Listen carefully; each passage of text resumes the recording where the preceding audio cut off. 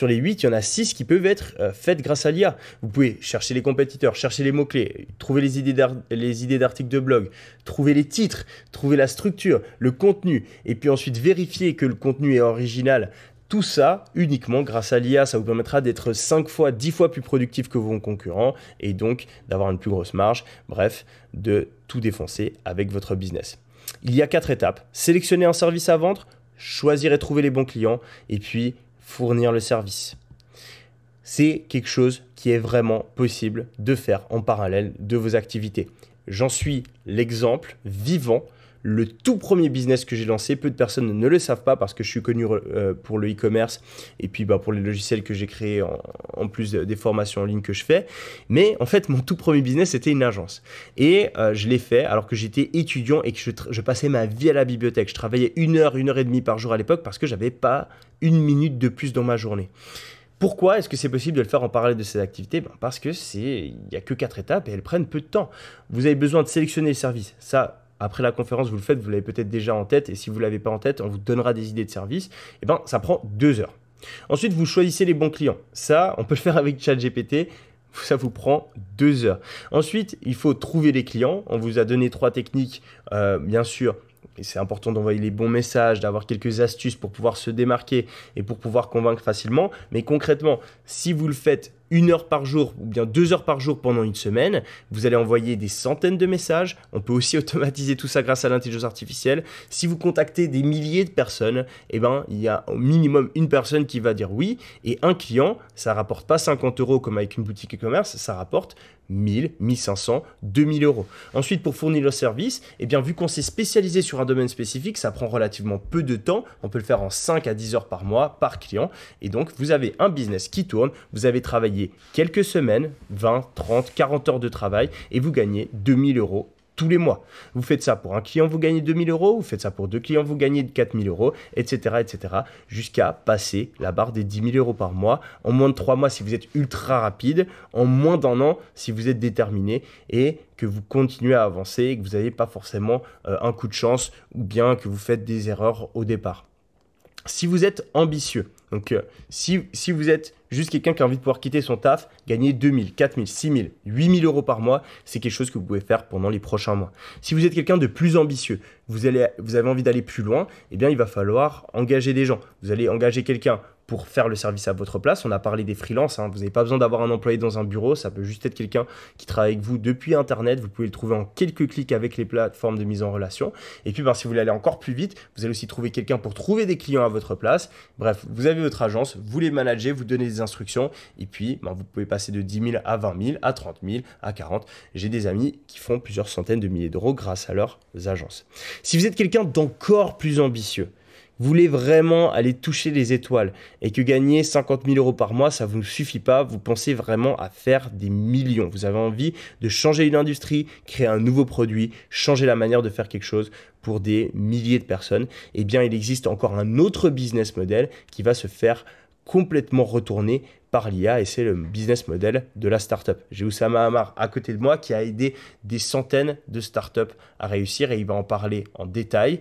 Gardez juste en tête, parce que je sais qu'il y a aussi pas mal de débutants aujourd'hui, que la startup, c'est quelque chose pour les personnes qui sont très ambitieuses, qui ont souvent un peu plus de compétences. Donc, si c'est quelque chose qui a l'air plus compliqué, peut-être commencer par un business d'agence, commencer par un business de service, parce que ça, c'est vraiment quelque chose qui est à la portée d'absolument tout le monde. Je vais changer et ajouter Mister Oussama, désactiver mon micro et... Merci Yomi. Alors effectivement, les startups, c'est une question de choix. On ne devient pas une startup, on décide de l'être. C'est hyper important. Faire une startup, c'est comme faire un bon camembert en Normandie. Ça demande du savoir-faire, ça demande beaucoup de passion et ça demande beaucoup de travail. Alors, ce qui est intéressant, c'est de comprendre d'abord qu'est-ce qu'une startup. Une startup, c'est une entreprise qui a un business model qui a certaines caractéristiques. La première caractéristique, c'est qu'elle a un business model réplicable, c'est-à-dire qu'on peut répliquer ce qu'elle fait dans plusieurs pays, dans plusieurs endroits, dans plusieurs industries. Elle a un business model profitable. Alors oui, les startups ne sont pas connues pour faire des profits parce qu'elles privilégient la croissance, mais ça ne veut pas dire que leur business model n'est pas profitable. Par exemple, Uber est une entreprise dont le business model est profitable, mais dont l'entreprise ne fait pas de profit. Il ne faut pas confondre profitabilité du business model, à savoir prendre une commission à des chauffeurs, et scalabilité et profitabilité de l'entreprise en soi qui, elle, dépense de l'argent pour sa croissance, etc. Et dernier point, scalable. Alors, scalable, c'est quoi? C'est un des concepts les moins compris de l'économie et pourtant, c'est celui qui porte en lui énormément de valeur. La scalabilité, c'est tout simplement le fait d'avoir des rendements croissants d'échelle. Vous avez des coûts fixes plus ou moins élevés, vous avez des coûts variables qui sont décroissants et un revenu par utilisateur qui monte.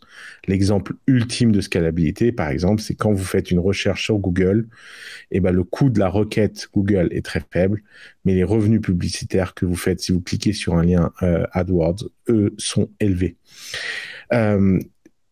Les startups, c'est ça. Les startups, c'est chercher un modèle réplicable, profitable et scalable, et donc chercher à construire une entreprise ambitieuse. Le point dans la startup, c'est d'aller conquérir le monde, c'est d'aller faire quelque chose qui est utile à tout le monde, qui est capable d'être porté par tout le monde et qui peut être utile dans plusieurs pays. C'est pourquoi la technologie et l'automatisation est au centre des startups. Et c'est ça qui confère un avantage. C'est que lorsqu'on fait une startup, on cherche à automatiser, on cherche à productiser, on cherche à standardiser. Et donc, au fond, faire une startup, c'est un peu faire une déclaration de votre intention et de votre ambition. Est-ce que vous êtes en train de faire un business lifestyle où vous avez pratiquement 100% de chances de réussir, mais vous allez avoir un plafond de verre? Ou est-ce que vous avez envie de jouer au dé, prendre des risques immenses, énormes, ne pas être sûr que ça finit bien, mais tellement kiffer le voyage que vous serez très content. Le modèle de la startup est souvent basé sur la création d'un outil, soit une marketplace, un SaaS pour vos clients. Le but du jeu, c'est que vos clients soient en autonomie totale. La différence entre un service et une startup, c'est pas tant qu'est-ce qu'on fait, mais comment on le fait. On peut faire une agence de publicité en ligne ou une startup qui fait de la publicité en ligne. On peut faire une agence de copywriting ou on peut faire un outil pour copywriter. Vous voyez, c'est vraiment un sujet d'angle, c'est un sujet de méthodologie pour savoir si vous êtes en train de faire quelque chose de scalable ou pas. Alors, il y a une nouvelle catégorie de startup qui a émergé, qui est très intéressante, qui nous obsède avec Yomi, qui sont les logiciels connectés aux API d'intelligence artificielle. Alors, essayons de comprendre un peu comment ça marche. La plupart des intelligences artificielles qui sont apparues, que ce soit Midjourney, Stable Diffusion, ChatGPT, je sais pas, Audio.ht, toutes ces Whisper, toutes ces intelligences artificielles ont des API. Une API, c'est quoi? C'est une interface qui permet de se connecter automatiquement au logiciel et de pouvoir permettre à une machine de communiquer avec une autre machine. Et en fait, ça permet de créer des applications extrêmement rapidement. Un exemple complètement dingue récemment qu'on a vu, c'est Lensa. Alors, si par exemple vous allez sur mon compte Instagram @daedalium, vous verrez ma petite photo de profil qui a été générée sur Lensa. C'est une app qui prend des photos et vous permet de générer un avatar en intelligence artificielle qui vous ressemble et qui vous permet de créer des images de vous avec certains styles, certains décors, etc. Lensa, c'est une surcouche d'un outil de génération d'images en intelligence artificielle. Lensa n'a pas inventé le moteur, mais a permis de créer l'interfaçage qui nous permet d'aller d'un point A à un point B et qui nous a permis d'utiliser ces outils d'intelligence artificielle qui autrement ne sont pas accessibles. Fin novembre 2022, Lensa avait généré $1 million en seulement un mois. Et un autre exemple de ça, c'est Jasper, qui est un logiciel d'écriture de texte connecté à l'API d'OpenAI. Alors, la différence entre ChatGPT et Jasper, c'est que Jasper a été entraîné sur des milliers de textes spécifiques pour avoir un meilleur niveau de rendu. Jasper, c'est plus de 42 millions d'annual recurring revenue, c'est à savoir de chiffre d'affaires récurrent sur les 12 premiers mois. C'est 75 millions de dollars d'ARR 2022. C'est 2 levées de fonds à 4 mois d'intervalle pour une valorisation de plus de 1,5 milliard de dollars. Pourtant, le moteur de Jasper, c'est une technologie qui a été créée par une autre boîte. Jasper paye l'utilisation de l'API à OpenAI et facture au client une utilisation spécialisée de l'intelligence artificielle. La façon de le voir, c'est que l'intelligence artificielle et toutes les intelligences artificielles du marché, c'est comme des moteurs. Et derrière, il y a des gens qui peuvent régler le moteur d'une certaine façon. On parle de fine-tuning en anglais. C'est l'idée qu'on va spécialiser le moteur avec un certain type de data, un certain angle, pour pouvoir générer des opportunités business. Et alors, il y en a plein. Par exemple, dans le copywriting, il y a plein de startups qui sont nées, toutes avec des angles différents. Copy AI pour l'angle un peu plus marketing, Write Sonic pour écriture de scénario, etc., etc., etc. Tout ça, ils l'ont fait sans développer leur propre AI. Et c'est ça qui est incroyable, c'est que ces AI qui sont aujourd'hui disponibles sur le marché, elles sont à votre disposition pour créer des niches, pour créer des usages, pour créer des histoires et appliquer des storytelling qui donnent envie de les utiliser d'une certaine façon. Ces IA sont disponibles pour être personnalisés, augmentés, réglés d'une certaine façon pour vous permettre de créer des usages complètement nouveaux. Et alors, le business model, il est assez simple dans ce cas-là. D'abord, tout simplement partir d'une idée de logiciel. L'IA peut aider des dizaines d'industries et des millions d'entreprises, dans le marketing, dans le design, dans l'éducation, dans la photo. Trouver un domaine, une niche qui vous passionne, quelque chose que vous avez envie de faire. Ensuite, trouver une API qui permet de réaliser ça et aller l'entraîner. L'entraîner avec de la data personnalisée, dédiée. Ensuite, créer un front-end. Le front-end, d'ailleurs, vous pouvez même le créer aujourd'hui sans savoir coder avec des outils comme Replit, OpenAI, ChatGPT. ChatGPT peut vous donner des cours étape par étape sur comment transformer ce front-end. On était dans un monde où, avec Internet, il était possible d'apprendre à apprendre et de réaliser que n'importe quelle chose qu'on avait besoin d'apprendre, c'était possible de l'apprendre. Aujourd'hui, on est dans un monde où il n'a même plus besoin de faire de recherche. Cet apprentissage, il peut rentrer directement dans notre intimité. ChatGPT est un assistant hors du commun pour vous guider étape par étape pour faire des choses que vous ne pensiez pas pouvoir faire. La différence entre quelqu'un qui a des compétences techniques et quelqu'un qui en a pas va se réduire de plus en plus. Ce qui va vraiment faire la différence, c'est la différence entre les gens qui ont de la motivation et ceux qui n'en ont pas. Les intelligences artificielles ont des capacités intellectuelles exceptionnelles pour vous aider à réaliser des choses incroyables, mais elles n'ont pas de volonté propre. La volonté, c'est le royaume de l'humain, c'est votre télème, votre capacité à réaliser des choses, votre envie, votre passion qui peut faire la différence. Et ça se ressent dans votre façon de créer le front-end. Est-ce que ce front-end, il est spécifique? Est-ce qu'il est dans une niche? Est-ce qu'il est intelligent? Est-ce qu'il donne envie? Est-ce qu'il est joli?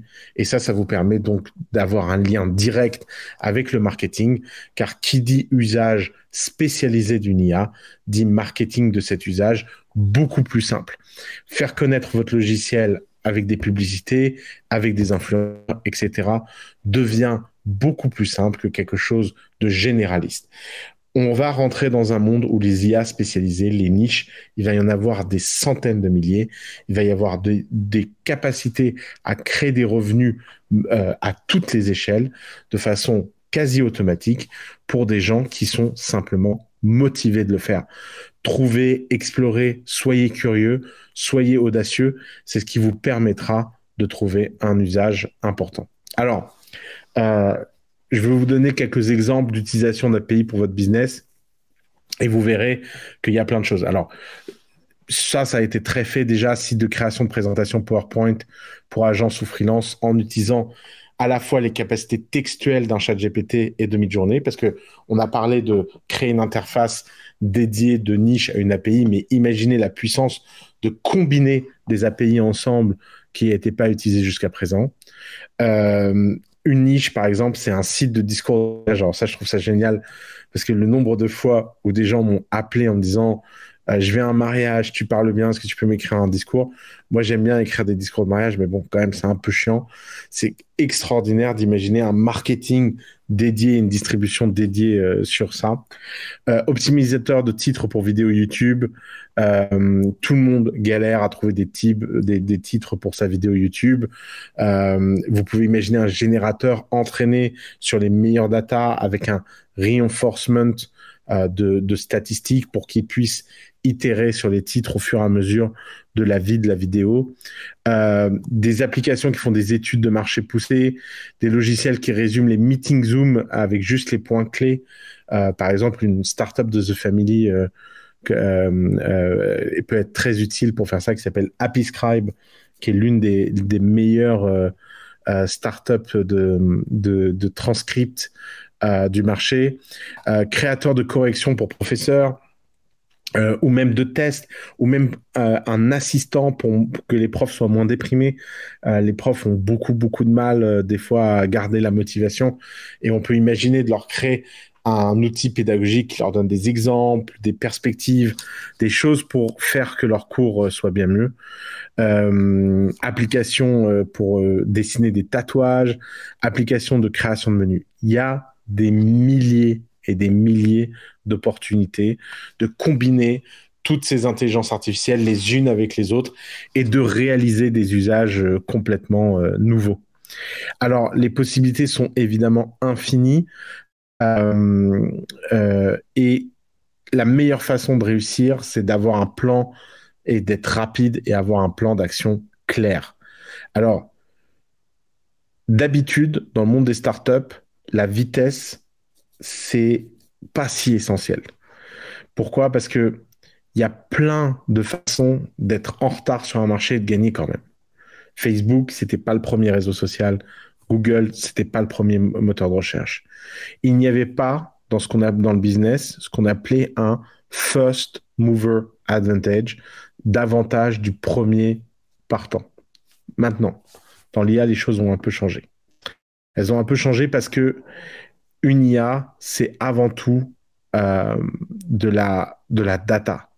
Comme toute tendance, ce qui est primordial, c'est d'agir le plus rapidement possible parce que dans le cadre de l'IA, il y a un avantage à agir avant les autres.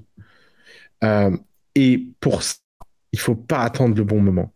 Il faut avoir une urgence, il faut avoir une envie, il faut commencer tout de suite à collecter de la data, collecter du feedback, collecter des choses.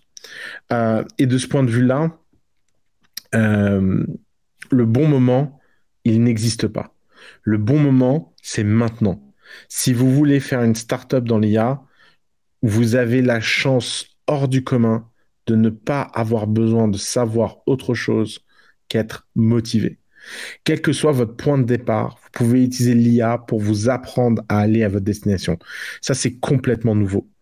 Avant, quand on avait besoin d'apprendre des choses, il faut quand même aller chercher l'information, structurer l'information, trouver l'information, être capable de transformer cette information en quelque chose de nouveau. Avec les nouveaux moyens, avec ce qu'on fait aujourd'hui avec Yomi, avec tous les contenus qu'on va vous fournir, il est possible de s'auto-former dans l'intelligence artificielle. Et cette auto-formation fait que le bon moment pour se lancer, c'est justement maintenant, parce que quelqu'un d'autre qui regarde aujourd'hui cet événement aura peut-être la même idée que vous et aura peut-être envie de se lancer avant vous.